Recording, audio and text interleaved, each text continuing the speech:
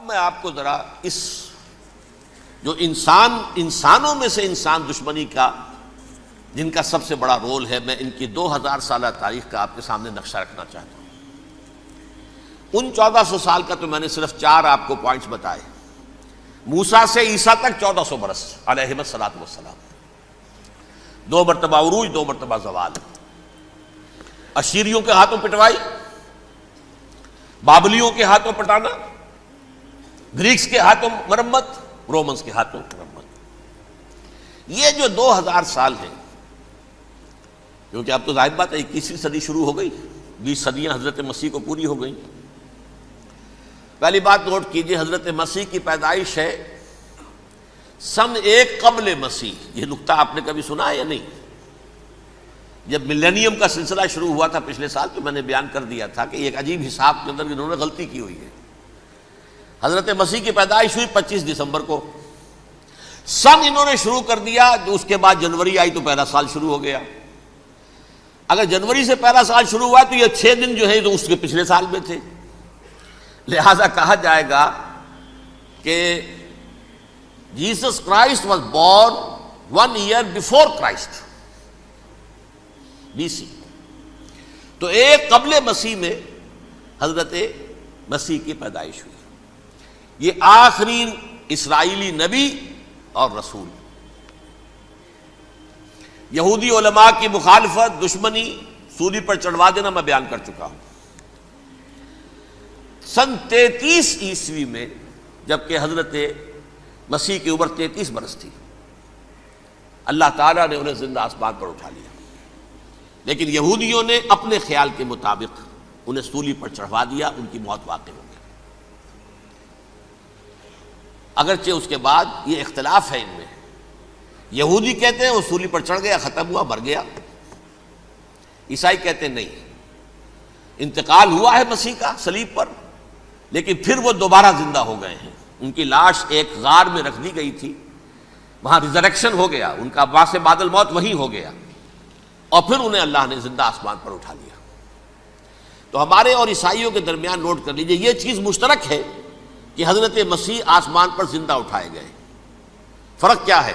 وہ سمجھتے ہیں کہ سولی دیے گئے، سولی پر مرے، پھر زندہ ہوئے، پھر گئے۔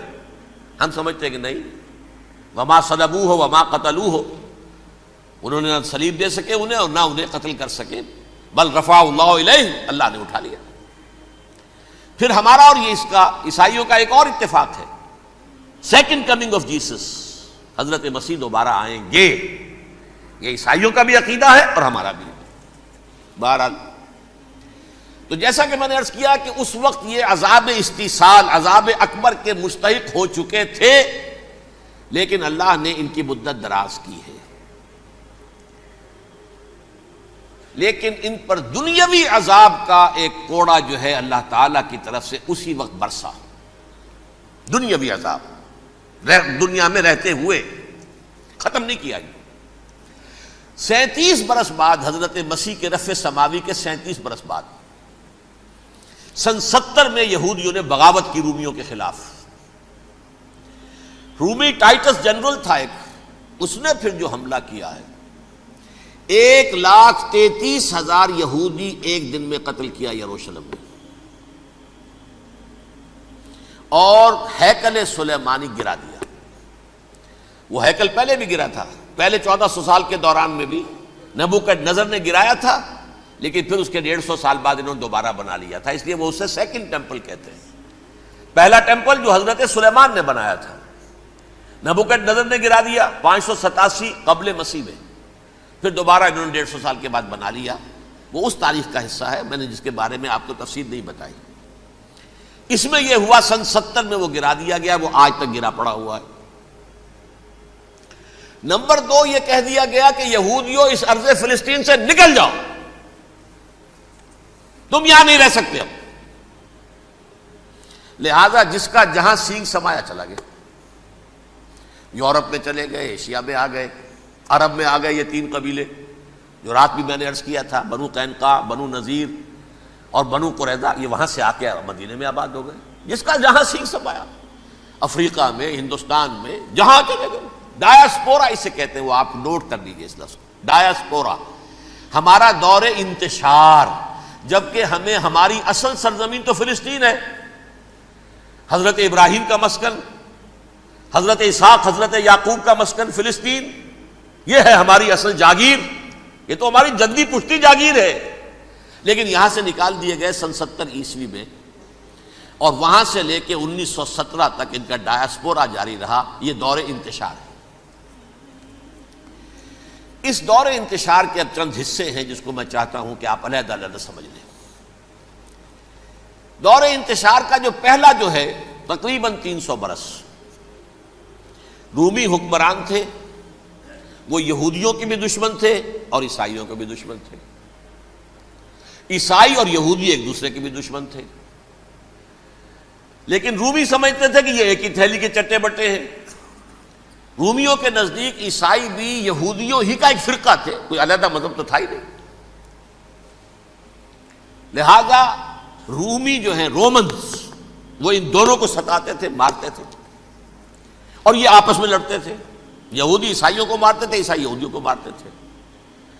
یہ ہے 300 برس تک کی تاریخ۔ سن 300 عیسوی میں کیا ہوا؟ ایک معجزہ ہو گیا۔ بہت عظیم ایمپرر کانسٹینٹائن، قسطنطین اعظم، رومن ایمپررز میں سے بہت بڑا ایمپرر، وہ عیسائی ہو گئے۔ اب تو معاملہ بالکل تلپٹ ہو گیا، پوری سلطنت عیسائی ہو گئی۔ اب عیسائیوں کے عیش ہو گئے اور یہودیوں پہ مار پڑنی شروع ہوئی۔ اب عیسائیوں کا آپ خود سوچئے کہ جنہیں وہ خدا بنا بیٹھے ہیں، خدا کا بیٹا قرار دے رہے ہیں، ان کے قاتل کون؟ یہودی بدماش۔ لہذا ان کی وہ پٹائی شروع ہوئی ہے یورپ میں، پوری رومن امپائر میں، انہیں ذلیل کیا گیا، شہروں میں آمد بند، علیحدہ رہو، گھیٹوز کے اندر رہو۔ یہودی کا نام جو ہے وہ گالی بن گیا، جیسے آج بھی یہودی گالی کہتے ہیں، جیسے خنزیر کا لفظ، آخر وہ بھی اللہ کی مخلوق ہے، لیکن آپ کو معلوم ہے کوئی شخص زبان پر نام نہیں لانا چاہتا خنزیر کا، سور کا، ہے تو مخلوق، وہ بھی ایک حیوان ہے۔ ایسے ہی یہ ہے یہودی، یہودی گالی، جیوٹ گالی۔ لہذا ایک طرف تو ان دونوں کے درمیان دشمنی، جس کو قرآن کہتا ہے وَأَغْرَيْنَا بَيْنَهُمُ الْعَدَاوَةَ وَالْبَغْضَاءَ، ہم نے ان کے مابین دشمنی جو ہے پیدا کر دی ہے۔ اور جب یہ پوری سلطنت عیسائی ہو گئی تو قافیہ تنگ ہو گیا یہودیوں کا۔ اب آئیے 571 عیسوی، یعنی جب کہ ڈایاسپورا کو کتنا عرصہ ہو چکا تھا؟ 500 برس۔ سن 70 سے شروع ہوا ڈایاسپورا، جب ٹائٹس نے گرایا ہے ہیکل کو اور نکال باہر کیا انہیں فلسطین سے، بھاگ جاؤ، یہاں ایک یہودی بھی نہیں رہے گا، فلسطین سے نکال دیے گئے۔ اس کے پورے 500 برس بعد سن 571 عیسوی میں حضور کی پیدائش ہوئی، ولادت باسعادت محمد رسول اللہ صلی اللہ علیہ وسلم۔ 610 میں آپ پر وحی کا آغاز ہوا، لیکن حضور کے ساتھ ان کا معاملہ کیا رہا؟ اول تو جب کہ حضور ابھی مکے ہی میں تھے، یہودیوں نے ریشہ دوانیاں شروع کر دی حضور کے خلاف۔ قریش مکہ کو سکھاتے تھے، پڑھاتے تھے، ان سے یہ پوچھو، ان سے یہ پوچھو، انہیں اس طرح تنگ کرو، ان سے یہ امتحان لو، یہ آپ کے علم میں ہے۔ سورہ بنی اسرائیل میں، سورہ کہف میں وہ سوالات جو امتحانی سوالات آئے تھے، ذوالقرنین کون تھا، اصحاب کہف کون تھے، تم رسول بنے پھرتے ہو تو بتاؤ، اور یہ روح کی حقیقت کیا بتاؤ، یہ ساری ریشہ دوانیاں کر رہے تھے بیٹھے ہوئے ابھی وہیں پر، حضور ابھی پہنچے بھی نہیں۔ ہجرت فرما کر حضور تشریف لے آئے تو حضور نے، جسے ماسٹر سٹروک کہا جائے گا، یعنی اسٹیٹس مین شپ کا ماسٹر سٹروک، آپ نے مدینے میں آتے یہودیوں کے ساتھ پیکٹ کر دیا، جوائنٹ ڈیفنس پیکٹ آف مدینہ، کہ اگر مکے والے ہم پر حملہ کریں گے تو ہم مل جل کر ایک قوم کی حیثیت سے مقابلہ کریں گے۔ یہ میثاق مدینہ کہلاتا ہے، جس کے بہت غلط معنی پہنائے جا رہے ہیں آج کل۔ بہرحال میں موضوع میرا چونکہ یہ نہیں، میں ادھر نہیں جاؤں گا، لیکن ہوا کیا؟ ہر مرتبہ یہ خیانت کے مرتکب ہوئے، ان نے جو عہد کیے تھے ان سے پھرے، اندر ہی اندر سازش، ریشہ دوانی، حضور کی بدترین دشمنی۔ سورہ نساء کی آیت نمبر 12 میں 14 میں 13 میں فرمایا ہے لا تزال تطلع علی خائنۃ منہم، اے نبی ہمیشہ آپ کے علم میں ان کی طرف سے خیانتیں، بددیانتیاں آتی رہیں گی. اور بار بار وہ مسلسل جنگ کی آگ بھڑکاتے تھے. قریش کو دعوت دیتے، آؤ آؤ آؤ ہم اندر سے بغاوت کر دیں گے، تم آؤ تو صحیح، ختم کریں محمد کو اور اہل ایمان کو صلی اللہ علیہ وسلم ورضی اللہ تعالی عنہم اجمعین. لیکن پھر جب وہ آتے تھے تو یہ دبک جاتے تھے، ان میں ہمت نہیں تھی، میدان کے مرد نہیں رہے تھے. یہ سورہ حشر میں ان کا نقشہ کھینچا گیا ہے. کھلے میدان میں مقابلے کی اس کے اندر صلاحیت ہی نہیں ہے. یہ تو فصیلوں کے پیچھے سے، جیسے عورتیں کہیں دیہات میں لڑائی ہوتی ہے تو مرد جو ہے گلیوں میں لڑتے ہیں، عورتیں اوپر سے پتھر پھینکتی ہیں، بس وہ کام یہ کر سکتے تھے. من ورائے جدر، فصیلوں کے پیچھے سے، جنگ میں میدان میں نہیں آ سکتے. بہرحال قرآن مجید میں ہے یہ سورہ مائدہ کی آیت نمبر 64، کلما اوقدوا نارا للحرب اطفاها اللہ. اکثر و بیشتر مواقع پر تو یہ جب آگ بھڑکاتے تھے جنگ کی، اللہ اسے بجھا دیتا تھا. لیکن بہرحال اس کے باوجود جنگیں ہوئی، غزوہ بدر، غزوہ احد ہوئی کہ نہیں. یہ ساری اصل شرارت ہوئی. اور اس کے نتیجے میں حضور نے پھر ایک ایک کر کے 3 قبیلوں کو سزا دی. غزوہ بدر کے فوراً بعد بنو قینقاع نکالے گئے مدینے سے، غزوہ احد کے فوراً بعد بنو نذیر نکالے گئے، اور غزوہ احزاب کے بعد بنو قریظہ نکال دیے گئے. یہ تو میں نے آپ کے سامنے رکھ دیا صرف حضور کے زمانے میں ان کا کیا رویہ رہا. دشمنی، رات بھی ہم نے وہ آیت پڑھی تھی، لَتَجِدَنَّ أَشَدَّ النَّاسِ عَدَاوَةً لِلَّذِينَ آمَنُوا الْيَهُودُ وَالَّذِينَ أَشْرَكُوا. اہل ایمان کی دشمنی میں شدید ترین تم پاؤ گے یہودیوں کو اور مشرکین. مشرکین بھی بعد میں ہے، پہلے یہودی. حضور کے بعد کیا ہوا اب یہ نوٹ کیجئے، یہ ان کی تاریخ کا دوسرا دور. حضرت عمر رضی اللہ تعالیٰ عنہ کا عہد خلافت ہے. بیت المقدس کا محاصرہ کیا گیا، فصیل بڑی اونچی، شہر اندر سے سیلف سفیشینٹ، حملے کا راستہ کوئی نہیں، محاصرہ طول کھینچ رہا ہے، لیکن ان کے پاس رسد بھی موجود ہے، پانی بھی موجود ہے، وہ دروازے بند کر کے بیٹھے ہوئے ہیں. بالآخر اللہ تعالیٰ کی مشیت کا ظہور کیسے ہوا؟ ان کے کچھ علماء آئے فصیل پر، کہا دیکھو مسلمانوں، تم قیامت تک بھی یہاں پڑے رہو گے محاصرہ کر کے، ہمارا یہ شہر فتح نہیں ہوگا. ہاں ایک درویش بادشاہ کے ہاتھوں یہ شہر فتح ہونا ہے، لیکن تمہارے اندر ہمیں وہ نظر نہیں آ رہا. ابو عبیدہ بن الجراح رضی اللہ تعالی عنہ، امین هذه الامہ، ان کا فوراً ذہن گیا وہ درویش بادشاہ مدینے میں بیٹھا ہوا ہے عمر رضی اللہ تعالی. اب ایک اور عمر بھی ہے جو قندھار میں بیٹھا ہے. نقشہ وہی ہے، سادگی کی حد تک نقشہ وہی، بالکل وہی، اپنی آنکھوں سے دیکھا ہے وہی سادگی. عمر اول، عمر ثانی تھے عمر بن عبدالعزیز. اب ایک اللہ کے فضل سے اللہ تعالیٰ ایدہ اللہ بنصرتہ، اللہ تعالیٰ ان کی نصرت فرمائے، دشمنوں کو ان کے مقابلے میں نیست و نابود کرے. انہوں نے ریکویسٹ بھیج دی کہ حضور تشریف لائیے، یہ شہر فتح ہو جائے گا. وہ ہے سفر تاریخی، اتنا طویل سفر، تقریباً 700 میل، ایک اونٹ، ایک خادم، ایک منزل پہ امیر المومنین اوپر بیٹھے، خادم آگے چل رہا ہے، اگلی منزل پہ خادم اوپر بیٹھا ہے، امیر المومنین آگے جا رہے ہیں. اور جب پہنچے ہیں تو وہ باری تھی خادم کی.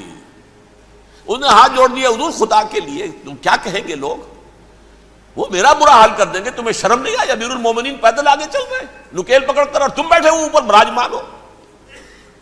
حضرت عمر فرمایا الدور دورک، نہیں باری تمہاری ہے، بیٹھ.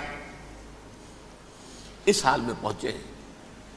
اور پھر یہ کہ ابو عبیدہ بن الجراح آئے ہیں، استقبال کیا ہے تو دیکھا ہے اس حال میں چلے آ رہے ہیں. عمر نکیل پکڑے ہوئے چلے آ رہے ہیں، اور کہتے ہیں کہ کہیں کیچڑ ویچڑ تھا، جوتے خراب ہو گئے تھے، وہ بھی اتار کے ہاتھ میں پکڑے ہوئے، کپڑے تو تھے ہی پھٹے ہوئے. انہوں نے کہا بھی حضرت ابو عبیدہ نے، دیکھیے یہ بڑا متمدن ملک ہے، بڑا مہذب علاقہ ہے، یہ آپ ذرا حلیہ اپنا دوست فرما لیں تب جا کے پیش ہم آپ کو کریں گے. آپ نے فرمایا نحن قوم اعزنا اللہ بالاسلام، ہم وہ قوم ہیں جنہیں اللہ نے عزت دی ہے اسلام کے ذریعے سے. کپڑوں کے ذریعے سے نہیں، دولت کے ذریعے سے نہیں۔ اسی حال میں گئے ہیں، اوپر سے انہوں نے کھڑے ہو کر نشانیاں دیکھی ہیں، اپنی کتابیں کھولی، ہاں یہ وہی ہیں، اچھا لو جی سرنڈر، شہر تمہارے ہاتھ میں۔ خون کا ایک قطرہ نہیں بہا اور بیت المقدس فتح ہو گیا۔ لیکن اس وقت حضرت عمر نے ایک نرمی یہ کی کہ یہودیوں کے لیے بھی اسے اوپن سٹی قرار دے دیا۔ یہ احسان عظیم حضرت عمر کا، اس سے پہلے یہودی آ ہی نہیں سکتا تھا، داخل ہی نہیں ہو سکتا تھا، وہاں وہ آ کر وزٹ نہیں کر سکتا تھا، زیارت نہیں کر سکتا تھا اپنے مقدس مقامات کی۔ حضرت عمر نے یوں سمجھیے کہ تقریباً 550 برس کے بعد ان کے لیے راستہ کھولا ہے کہ ہاں تم آ سکتے ہو، زیارت کر سکتے ہو۔ لیکن یہ عیسائیوں نے لکھوایا معاہدے کے اندر، انہیں یہاں آپ آباد ہونے کی اجازت نہیں دیں گے، لیکن کم وزٹ دی پلیسز، دیکھیں زیارتیں کریں اور جائیں۔ یہ معاہدہ حضرت عمر کا ہے رضی اللہ تعالیٰ، جو پھر خلافت راشدہ کے بعد بنو امیہ نے بھی اس کو آرڈر کیا، بنو عباس نے کیا، پھر جو ہمارے یہ ترکوں میں اندر خلافت آئی تو ترک خلفاء نے بھی اس معاہدے کی پوری پابندی کی۔ فلسطین میں آ سکتے ہیں یہودی صرف زائرین کی حیثیت سے، وہاں آباد نہیں ہو سکتے۔ اب آئیے اگلا دور آیا حضرت عثمان کا دور خلافت۔ یہ ہے وہ وقت کہ اب یہود نے امت مسلمہ کی پیٹھ میں چھرا گھونپا۔ وہ کیسے؟ ایک یہودی عبداللہ ابن سبا اسلام کا لبادہ اوڑھ کر آ گیا، معاشرے کا جائزہ لے لیا، ان میں بنو ہاشم اور بنو امیہ میں جو پرانی کشاکش تھی اس کے کچھ نہ کچھ جراثیم باقی ہیں، اگر ان کو ذرا بھڑکا دے تو مسلمانوں میں انتشار پیدا ہو جائے۔ کہا یہ عثمان کون ہے؟ یہ تو بنو امیہ میں سے ہے، یہ حق تو بنو ہاشم کا ہے، خلافت ان کے پاس ہونی چاہیے، محمد کے تو رشتہ دار وہ ہے صلی اللہ علیہ وسلم۔ عوام الناس کے اندر بات پھیلنی شروع ہوئی، پھر ایک بڑی سازش کے انداز میں حضرت عثمان کے خلاف پروپیگنڈا، حضرت عثمان کے جو عاملین تھے، گورنر تھے، ان کے خلاف پروپیگنڈا، اور ایسی ہوشیاری کرتے تھے کہ کوفے میں کوفے کے حاکم کے خلاف کچھ نہیں کہنا، اجی مصر میں یہ ہو رہا ہے، اجی شام میں یہ ہو رہا ہے، اجی یہ جو عثمان ہے وہ یہ کر رہا ہے، یہ ظلم ہو رہا ہے، یہ لوٹ مار ہو رہی ہے، یہ خیانتیں ہو رہی ہیں۔ اب نہ تو اس زمانے میں مینز آف کمیونیکیشن، کیسے تصدیق کریں؟ افواہیں تو آپ آج کراچی کے اندر شروع ہو جائے تو پتہ نہیں چل سکتا کسی کو کہ کیا اس میں صداقت ہے کیا جھوٹ ہے، اور بری بات جو ہے فطرت انسانی کی کمزوری ہے وہ فوراً قبول کرتا ہے، کسی کے بارے میں اچھی بات ماننے کو تیار نہیں ہوتا لیکن بری بات تو فوراً تیار۔ بہرحال یہ فتنہ انہوں نے اٹھایا، حضرت علی کی الوہیت کا فتنہ اٹھایا، حضرت عثمان کے خلاف الفتنۃ الکبریٰ برپا کیا، حضرت عثمان شہید ہوئے۔ اس کے بعد 5 برس تک مسلمان ایک دوسرے کی گردنیں کاٹتے رہے، باہمی خانہ جنگی ہوئی، امت کو وہ زخم لگایا ہے جو آج تک جس سے خون رس رہا ہے۔ یہ شیعان عثمان اور شیعان علی تھے جو بعد میں پھر سنی اور شیعہ ہو اور آج تک ہے۔ فتنہ کس نے جگایا؟ ایک عبداللہ ابن سبا یہودی اور اس کے کارندے، شیطان کا ایجنٹ، اور انسانوں میں سے بھی اس کے جو بھی حواریین تھے اور شیطانوں کے اندر سے بھی تھے، انہوں نے بھی اس آگ کو بھڑکایا۔ یہ آپ سوچ لیجئے کہ یہ کس نے وہ زخم لگایا؟ یہودی۔ اگلا دور آیا، خلافت راشدہ ختم ہوئی، بنو امیہ کا بھی دور کافی گزر گیا۔ طارق ابن زیاد 712 عیسوی میں حملہ کرتے ہیں اسپین پر۔ اسپین اس وقت عیسائیت کا بہت بڑا گڑھ، بہت بڑا گڑھ، بڑے کٹر ترین عیسائی جو ہے وہ اسپین میں تھے، لہذا یہودیوں کی وہاں بہت پٹائی ہوتی تھی، بہت پٹائی ہوتی ہے، میں بتا چکا ہوں، دشمنی تھی ان کی تو چلی آ رہی تھی عیسائیوں کے ہاتھوں یہودیوں کی، وہ تو سن 300 عیسوی سے ایمپرر کانسٹنٹائن کے بعد سے شروع ہو گئی تھی۔ اس حوالے سے یہودیوں نے اس وقت چالاکی یہ برتی، کچھ راستے واسطے بتائے، کچھ مدد کی طارق ابن زیاد کی۔ طارق ابن زیاد نے انہیں اپنا محسن سمجھا، ہسپانیہ فتح ہو گیا تو یہودی چونکہ محسنین کی فہرست میں آ چکے تھے، انہیں بہت اقتدار نصیب ہوا، بڑی سپورٹ مسلمانوں نے دی۔ ان کے بڑے بڑے علماء جو ہیں اسی دور کے اندر پیدا ہوئے، بڑے بڑے تھنکرز ان کے اسی دور میں پیدا ہوئے۔ بن گوریون جو کہ ایک وزیر اعظم تھا اسرائیل کا، اس نے یہ لکھا ہے اپنی کتاب میں، Muslim Spain was the golden era of our diaspora. وہ ڈائسپورا جو 70 عیسوی سے شروع ہوا تھا اور 1917 عیسوی تک جاری رہا ہے، اس میں سے گولڈن ایرا ہمارا جو تھا وہ مسلم اسپین تھا. ہسپانیہ میں بیٹھ کر ہم نے عیش کیے. لیکن وہاں سے انہوں نے اور جو کچھ کیا، یہ تو داستان کے بہت سے گوشے ہیں، لیکن میں جس اسٹریٹ لائن میں چل رہا ہوں اس کے اعتبار سے ایک بات سمجھ لیجیے. وہاں بیٹھ کر انہوں نے اب عیسائیت کی پیٹھ میں چھرا گھونپا، پروٹیسٹنٹ مذہب پیدا کیا، تقسیم کر دیا. جیسے شیعہ سنی کی تقسیم، عبداللہ ابن سبا. رومن کیتھولک اور پروٹیسٹنٹ کی تقسیم، یہودی علماء. ہوتا کیا تھا؟ ہسپانیہ کی یونیورسٹیاں ہیں، کارڈووا میں ہے، ٹولیڈو میں ہے، گریناڈا میں ہے، غرناطہ، قرطبہ، تولیتلا، اور وہاں آتے تھے لوگ. فرانس سے چلے آ رہے ہیں نوجوان پڑھنے کے لیے، جرمنی سے چلے آ رہے ہیں، اٹلی سے چلے آ رہے ہیں. 3 ہی ملک قریب ترین پڑھتے ہیں سینٹرل جو یورپ کے ہیں. یہاں پر جو ہے وہ اسلام جو نور پھیلا رہا تھا اس سے بھی مستفیض ہوئے. جہالت کے جو ہے پردے ان کے وہ چھٹے.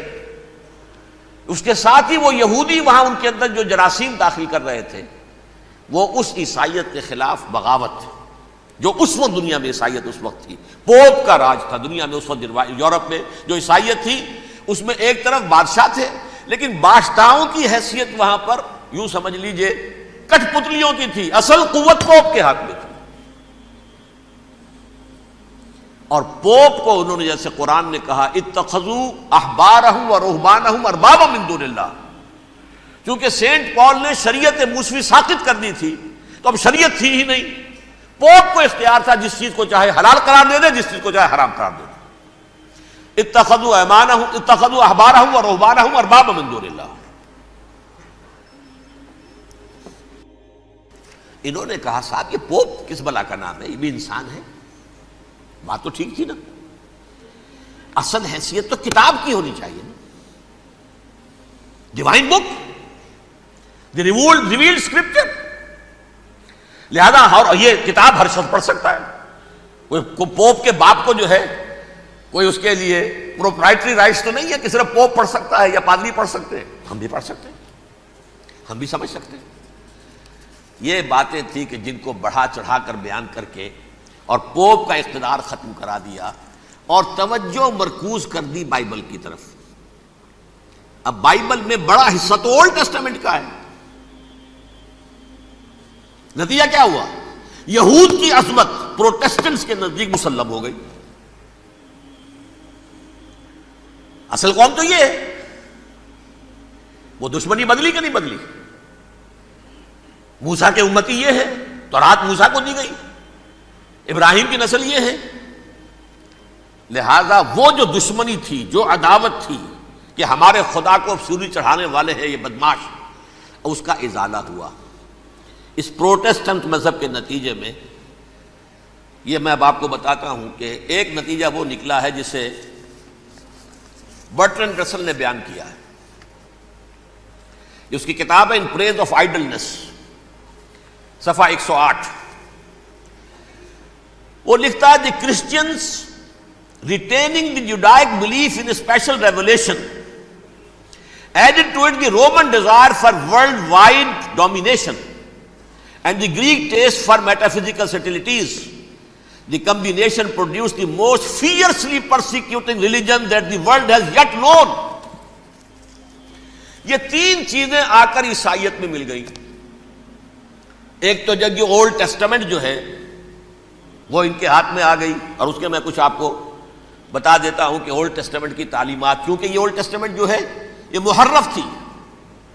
اصل تورات تو گم ہو گئی تھی 587 قبل مسیح میں، جب پہلی مرتبہ ہیکل جو ہے تباہ ہوا ہے، اس وقت ختم ہو گئی تھی. اس کے کوئی 150 سال کے بعد انہوں نے یادداشتوں سے مرتب کر کے لکھی ہے. اب اس میں ان کے اپنے خیالات، اپنے امانی، اپنی توجیحات وہ شامل ہو گئی. لہذا آپ ذرا میں آپ کو حوالے دیتا ہوں. اس کتاب کے اندر مظالم کی جو تعلیم دی گئی ہے، اہل کتاب نے اپنے مظالم قتل عام کے جواز کے لیے تورات میں تبدیلیاں کی اور پیغمبروں پر دہشت ناکی اور بدترین حرام کاری کے الزامات لگائے. سنیے، پہلا حوالہ ہے یہ گنتی باب 31 آیات 17-18.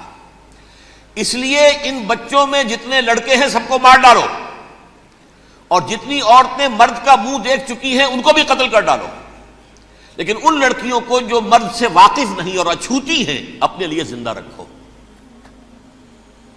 یہ کسی اللہ کی کتاب کا یہ جملہ ہو سکتا ہے؟ کسی ریویل بک کا؟ اور سنیے، یہ ہے استثناء ڈیٹرانومی باب 20 آیت 16-18. پر ان قوموں کے شہروں میں جن کو خداوند تیرا خدا میراث کے طور پر تجھ کو دیتا ہے، کسی ذی نفس کو جیتا نہ بچا رکھنا، جیسا خداوند تیرے خدا نے تجھ کو حکم دیا بالکل نیست کر دینا. مرد، عورتیں، بچے، بوڑھے سب ختم. یہ کتاب مقدس ہے. اور سنیے، سیموئیل باب 27 آیت نمبر 9. اور داؤد نے اس سرزمین کو تباہ کر ڈالا اور عورت مرد کسی کو جیتا نہ چھوڑا. نمبر 4، ان سب آباد شہروں کو ماں، عورتوں اور بچوں کے بالکل نابود کر ڈالا. کتاب استثناء باب 3 آیت 6. یہ ہے جو کہہ رہا ہے برٹرنڈ رسل، کرسچینٹی میں آ کر اب یہ تین چیزیں شامل ہو گئی. ایک تو یہ باربیرین یہ تعلیم جو ہے، اور یہ مذہب کے نام پہ تعلیم، یہ کتاب مقدس کی تعلیم. نمبر 2، رومنز کے اندر جو ایک تمنا تھی ورلڈ ڈومینیشن کی، وہ عیسائیت کے اندر آ گئی. اس لیے کہ پوری رومن امپائر جو ہے عیسائی ہو گئی، تو اسے وراثت کے اندر ورلڈ ڈومینیشن کی جو ایک تمنا تھی وہ مل گئی. اور پھر یہ کہ انہوں نے جو توہمات تھے یونانیوں کے، ان کو بھی اپنے ہاں مختلف شکلوں کے اندر جمع کر لیا. ان تین چیزوں کا the combination produced the most fiercely persecuting religion that the world has yet known. اس کے نتیجے میں دنیا میں تاریخ انسانیت کے اندر جو بدترین خونخوار ترین مذہب ہو سکتا ہے وہ شکل عیسائیت نے اختیار کی. اور اس کا مظہر عتم کیا تھا؟ نوٹ کیجئے، صلیبی جنگیں. ایک بات ٹائم ٹیبل کے اعتبار سے نوٹ کر لیجئے گا. فرسٹ ملینیم ختم ہوا، سیکنڈ شروع ہوا. ان کے 1000 سال ختم ہوئے تو 11ویں صدی میں سیکنڈ ملینیم شروع ہوا، تو پہلی صلیبی جنگیں ہوئی. لاکھوں مسلمان قتل کیے گئے. صرف یروشلم کے اندر اتنا خون بہایا ہے کہ خود ان کے ہسٹورینز لکھتے ہیں کہ جب ان صلیبیوں نے جب گھوڑوں کے ساتھ وہ چل رہے تھے گلیوں میں، تو ان کے گھوڑوں کے گھٹنوں تک خون کی ندی بہ رہی تھی. جہاں سے گزرے ختم کرتے چلے گئے، آبادیاں کی آبادیاں ختم کر دی. اگرچہ اس کروسیڈ میں گیہوں کے ساتھ گھن بھی پسا، یہودی بھی بہت مارے گئے. یہ فرانس سے، جرمنی سے جب یہ کروسیڈرز آ رہے تھے، 3000 میل کا سفر طے کر کے آئے تھے. سوچئے تو صحیح. اربن ثانی پوپ جو تھا، آگ لگا دی تھی اس نے پورے یورپ کے اندر. شرم سے ڈوب مرو، تمہارے مقدس علاقے مسلمانوں کے ہاتھ میں. انفیڈلز، یہ کافر، یہ مرتد، یہ ملحد. مسیح جہاں پیدا ہوا، مسیح کو جہاں سولی دی گئی، وہ کہاں ہے؟ ان کے ہاتھ میں. وہ آگ لگائی ہے، 3000 میل کا فاصلہ طے کر کے یہ قومیں آئی ہیں وہاں. اور جو تباہی مچائی ہے انہوں نے، تاریخ انسانی میں ایسی بربریت کی کوئی مثال. اور یہ ان کے اپنے ہسٹورینز لکھتے ہیں. شرم کے مارے ایسے محسوس ہوتا ہے جیسے ان کی گردنیں جھکی جا رہی ہوں. لکھتے ہیں